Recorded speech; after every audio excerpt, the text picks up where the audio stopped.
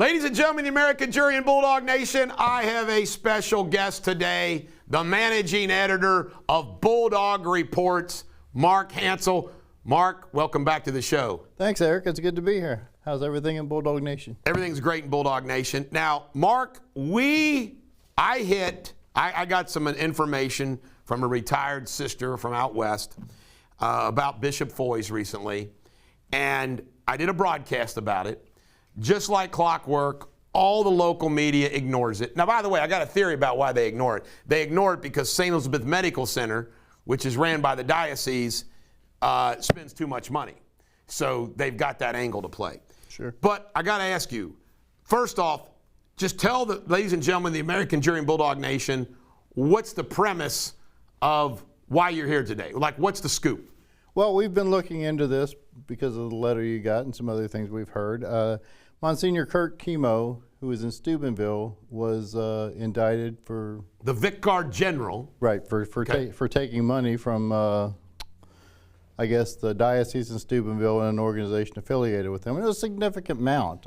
Almost $300,000. That's right. And it's very important for everybody to know that Bishop Foys came from Steubenville and used to be the bishop there. Yeah, there's about a 10-year difference, but I've gotten the impression that they've been 10-year difference in their age, that they've been friends for a very long time. So we started looking into it at the sentencing, where, by the way, he got 6 months in jail. Could have gotten 9 years. He got 6 months, and probably part of that is because he paid restitution, I'm sure. We had his residence listed at 422 Wallace Avenue, which is where the bishop resided for a long time, and it's owned by the diocese, obviously, so that's kind of odd. But let me fill in a blank. It's important. Sure. The story is that we got was that the finance committee of the diocese found out that Foys had spent Covington diocesan money for the restitution of his friend, and therefore got removed from Wallace and back to the rectory. And that there was a fundraiser. And that was one of several questions I posed to the diocese. They did respond yesterday. Well, before you get to that, go back to what the prosecutor said at the hearing relative to the restitution. Okay, Assistant County Prosecutor Frank Bruzzese said he is confident the money for restitution came from Chemo's own funds and through a fundraiser held in Covington, Kentucky, where Chemo now resides. When I posed this question to the diocese yesterday, Laura Keener, the communications director, responded. I asked her 10 questions. This is the one that she responded to. You asked 10, she answered 2. Right.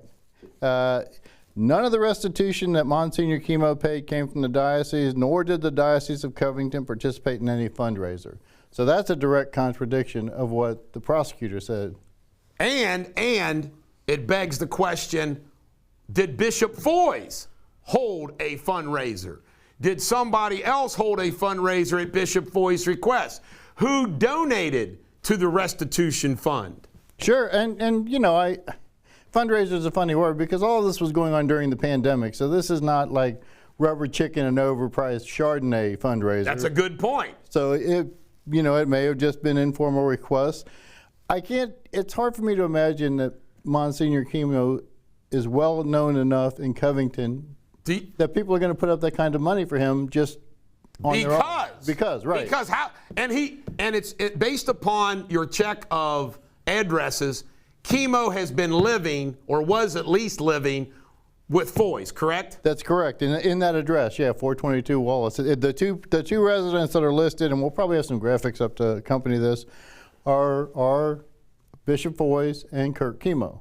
And the information we received was Foys kicked the nuns out of the house next door because he wanted Chemo to live next to him. I asked that question. I did not get that confirmed. Can you give me? Do you have the list of your questions that you asked? I do. Actually. Can you give that to me for a minute? Sure. And I sent it to. Here's what I went.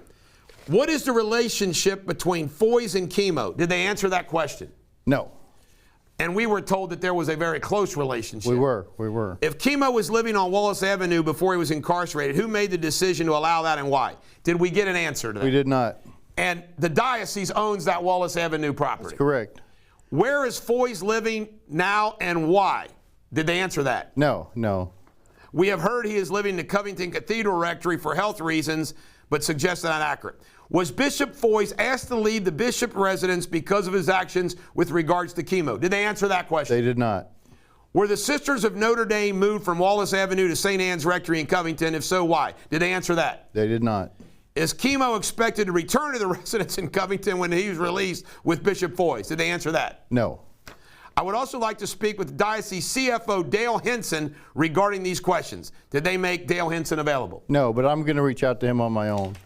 Ladies and gentlemen, the American Jury and Bulldog Nation, if there's one thing that I have always insisted from the media, it's all I've ever asked of the media, is give me a chance to respond to whatever hatchet piece you're going to do on me.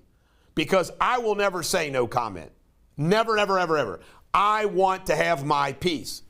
Well, we have given the Diocese of Covington an opportunity to respond to these questions, and they have not done so.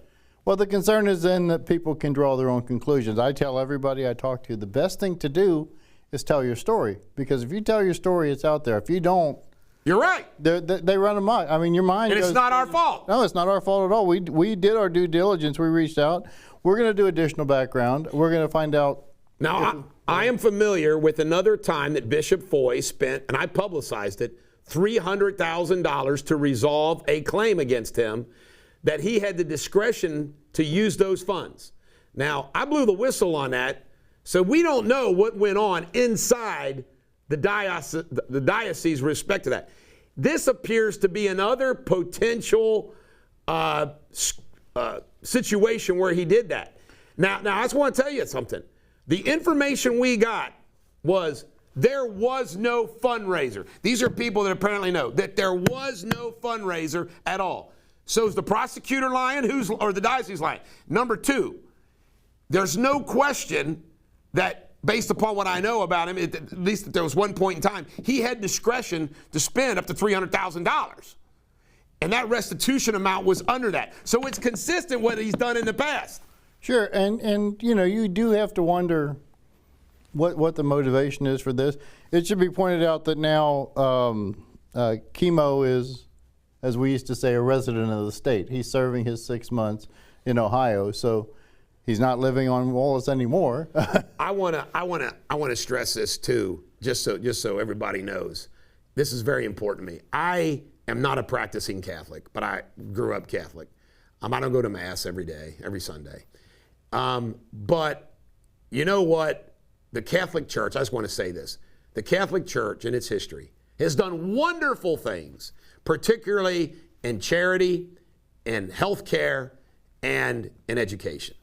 And everything that we're reporting on this, we don't want to harm in any way, shape, or form the Catholic flock, the Catholic faith. Great Catholics. The Catholic schools around the tri-state are incredible, and across the country and the world. You know, Catholic hospitals do good work. You know, Catholic orders do good work. That doesn't excuse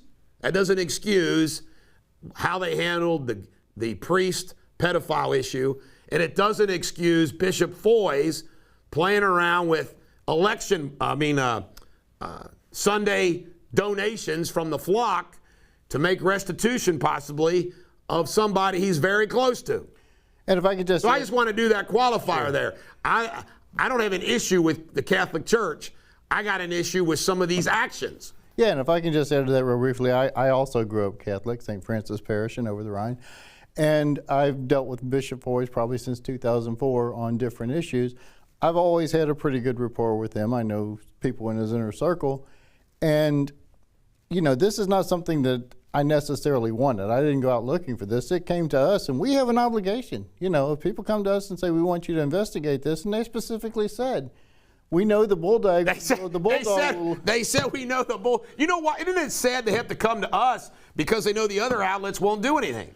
Yeah, I think. And by the way, I want to encourage all of you, when you have stories like this, please bring them to me. I want them. There's a link on the Bulldog Report website where they can do that. They can just click on it and tell us their details, or they can send them directly to you, and we'll investigate anything. You know, if it's nothing, it's nothing. There's clearly something here. We don't know what it is yet, but we'll find out. Now, before we go, we have an app for the Bulldog Show, and we're up to 6,300 plus subscribers. We also have an app for Bulldog Reports, which you're the managing editor. And I like to brag that the Bulldog Reports is the most up-to-date, comprehensive, conservative, libertarian, pro-Trump news site out there. And I know that because I look at all of them. And you help do that. But I think it's time, and I've been talking about this for a long time, but it's really time for us to start doing more reporting and more journalism and hire the team to do that. So I just want to put that out there. If you are somebody that has a journalism or a news reporting background, you don't like your present job, or you're young, you got a journalism degree and you don't have a job, and you'd like to get a job, email me at eric@ericdeters.com your resume and your interest, because we want to start building a team. But talk about Bulldog Reports numbers. How since we started this in November, how's it doing? It's remarkable. I mean, I got to admit, I had modest expectations because we started when the pandemic was still going, and we started at a time when, newspapers across the country were declining, and we have just taken off. It's kind of the second time I've experienced this when vastly different websites. But you were part of the Northern Kentucky Tribune. Right. But anyway, go ahead. I would expect that we're going to reach 500,000 page views in our first year, and that's remarkable. Is that good? I don't know if that's good or not. It sounds good. It's amazing. It does. I mean, when you break it down to a day, it doesn't sound as great. But yeah, 500,000 page views for a startup, with a focus, with a niche audience. We're primarily conservative, libertarian, for lack of a better word, Republican, and people are flocking to us. And my master plan is still that when the Butcher of Pakistan book and documentary hit, and we're going to start shopping that in July, we can hit that national stage in a big way. Oh, I think the future is unlimited. It's basically, based on how hard we want to work. And I know how hard you work. You know how hard I work. We message each other. We message each other at 2 or 3 o'clock in the morning. That's right. This guy's up the same time I am at 2 or 3 o'clock in the morning. We keep posting. And one last thing. Everybody else is sleeping and we aren't, Mark. That's right. One thing I would like to add. Sabrina's sleeping. She goes to bed at 9, I think. With regard to the Tyler at 10. The diocese investigation, it's really on the people of the Diocese of Covington, the parishioners, to put the heat to them, because they don't have to answer our questions. You know what? I'm glad you brought that back around to that. That's a great point. The diocesan parishioners ought to ask questions. Sure. Is our money being spent to pay restitution? Is the bishop involved in fundraising to pay this restitution? What happened? What went on?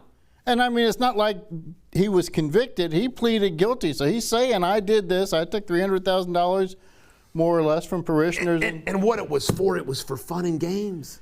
Flying lessons, a 64-year-old man getting flying lessons. Right. You know what I mean? It's fun and games. I guess the vow of poverty didn't necessarily ring true with him. No, it didn't.